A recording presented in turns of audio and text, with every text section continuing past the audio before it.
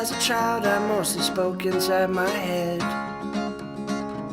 I had conversations with the clouds, the dogs, the dead.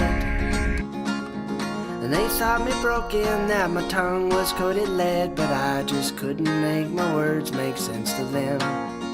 If you only listen with your ears, I can't get in. And I spend my evenings pulling stars out of the sky, and I'd arrange them on the lawn where I would lie.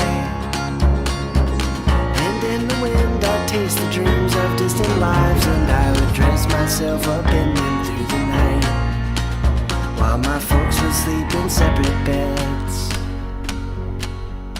and wonder why.